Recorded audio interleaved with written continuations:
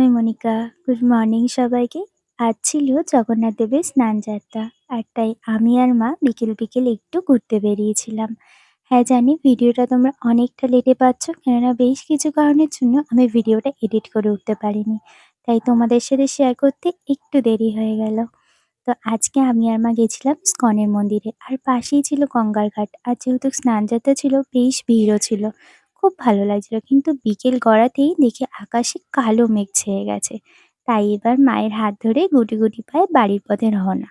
এদিকে আবার দই চিড়ের মেলাও বসেছিল। তাই একটু বাড়ি ফেরার পথে মেলাটাও হাতছানি দিয়ে ঘুরেই আসলাম। আসলে জানো তো মেলা দেখলে না নিজেকে কন্ট্রোল করে রাখাই যায় না। কিন্তু এদিকে বৃষ্টির কারণে সেরকম একটা দোকানও খোলেনি আর আমরা ঘুরতেও পারিনি। আর এই দেখো বাড়ি ফেরার পথে ঝমঝমিয়ে আবার বৃষ্টি নেমে গেছে।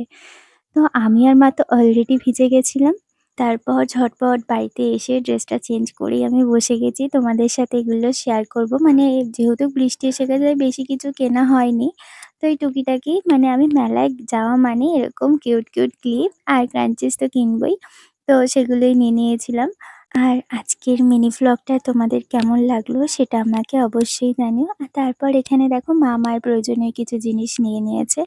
আর মেলায় যাবো যদি একটু গরম জিলাপি না কেনা হয় তাহলে আর মেলা ঘোরার মজাটাই কি। যাই হোক তাহলে আজকের মতো এটুকুই। টা